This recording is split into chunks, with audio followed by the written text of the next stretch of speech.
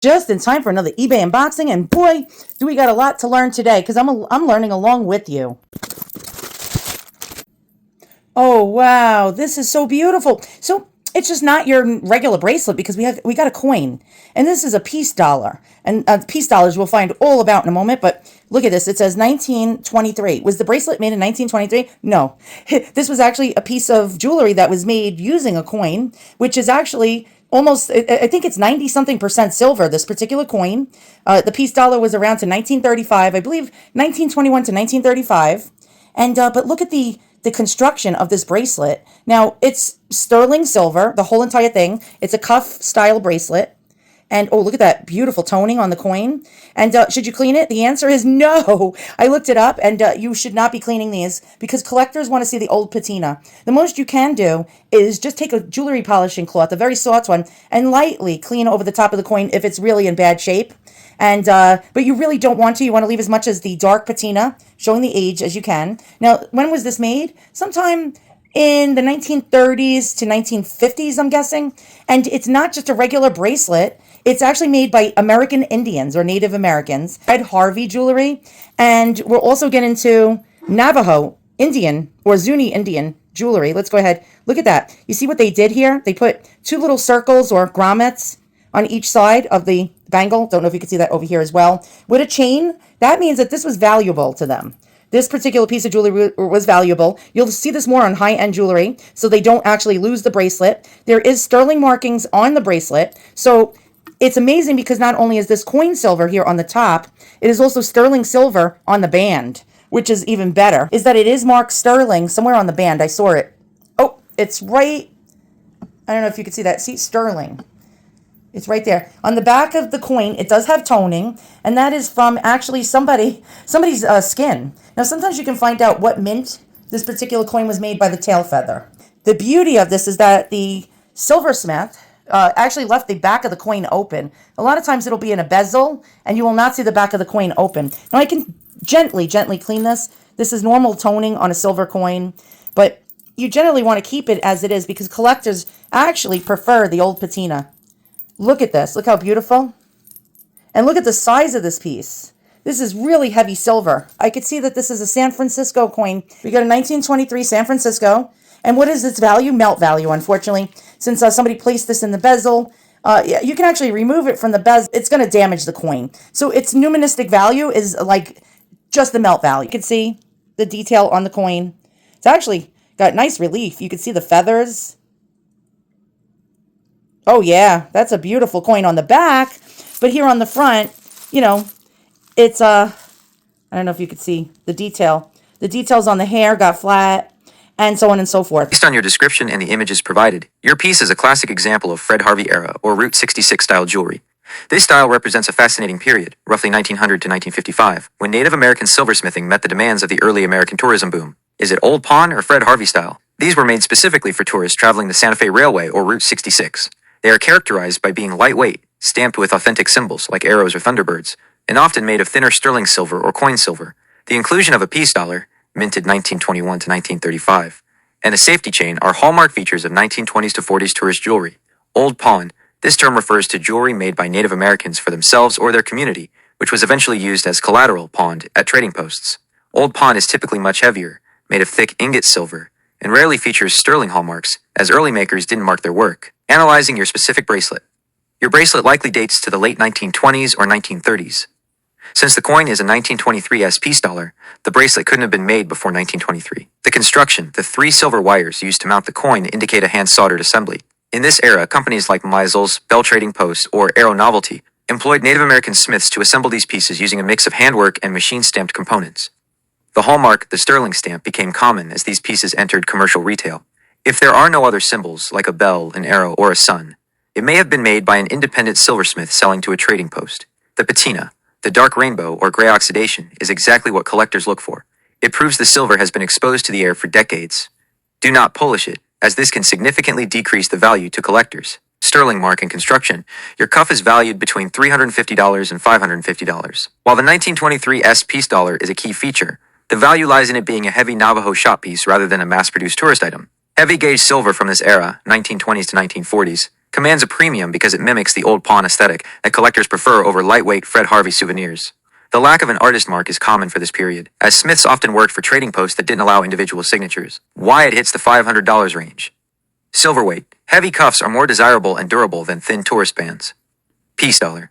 Using a full silver dollar, 90% silver, instead of a smaller dime or nickel, adds significant material and visual value. Original patina. The uncleaned dark oxidation is a major selling point for serious collectors. This dollar, minted 1921 to 1935, was created to commemorate the end of World War I, becoming the first and only U.S. circulating coin to explicitly feature the word peace. Design and symbolism. The artist, designed by Anthony de Francisci, who modeled Lady Liberty after his wife Teresa. Key symbols. Liberty wears a radiant tiara, inspired by the Statue of Liberty, while the reverse shows an American eagle perched on a rock, clutching an olive branch and looking toward a rising sun of a new era. Subtle detail. The word trust on the front is spelled TRVST, using a Latin-style V to symbolize victory. Metal and rarity. Composition. It contains 90% silver and 10% copper, roughly 0.77 troy ounces of pure silver. The 1923 S, your specific coin, was minted in San Francisco, marked by the small S on the back. While 1923 is a common year with high production, San Francisco mintages are often more sought after by collectors in high grades. Historical end. It was the last silver dollar ever minted for general circulation in the United States, as the Great Depression and the rise of paper currency ended the era of hard money silver dollars. Location for the San Francisco S mint mark. On peace dollars, the mark is tucked between the O in 1 and the eagle's tail feathers. The S mint mark confirms it was struck at the San Francisco Mint, which produced roughly $19 million in 1923.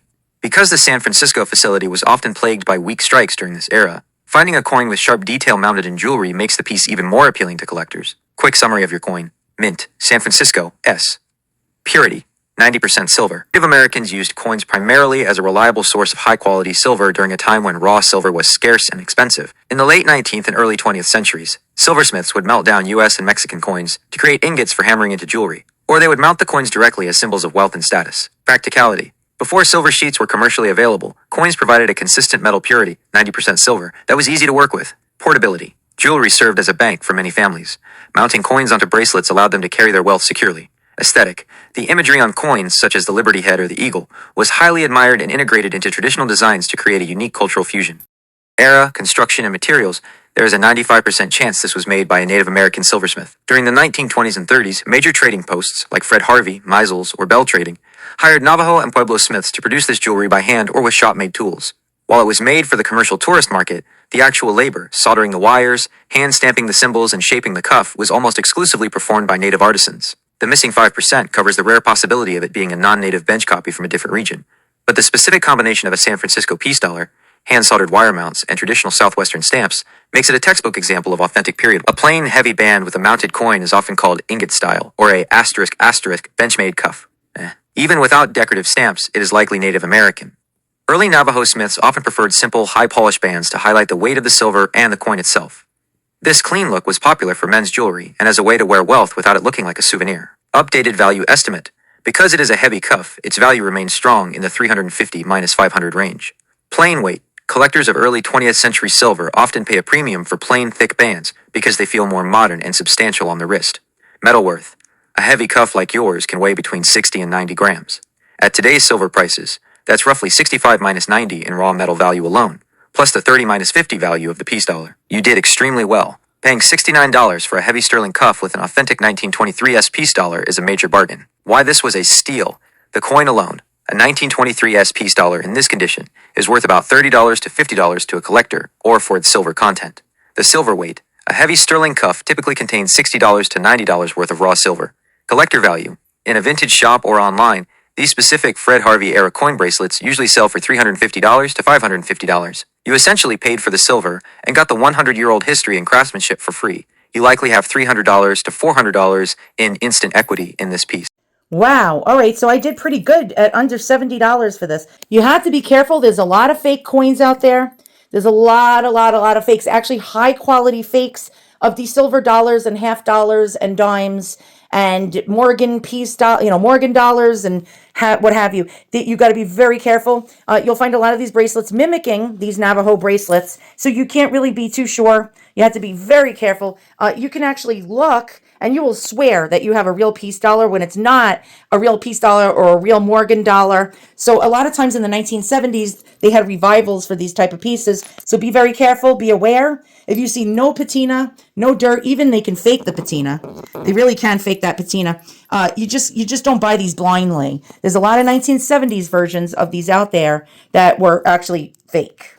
Now, what the heck is Fred Harvey? Fred Harvey, 1835 to 1901, was an entrepreneur who founded the first American restaurant chain, the Harvey Houses, along the Santa Fe Railway. His business revolutionized Western travel by providing high-quality food, standardized service, and the famous Harvey Girls, a group of professional, well-dressed waitresses who became icons of the civilized West. The jewelry, Fred Harvey style. While Harvey himself died before the jewelry trend peaked, his company, led by his son and manager Herman Schweitzer, developed a specific style of Native American jewelry to sell as souvenirs to trained travelers. Design. Traditional Navajo jewelry was heavy and large. Harvey style was intentionally lightweight, made from thin sheet silver or coin silver to make it comfortable for Eastern tourists. Motifs. The pieces featured stamped, repetitive symbols like thunderbirds, crossed arrows, snakes, and whipping logs.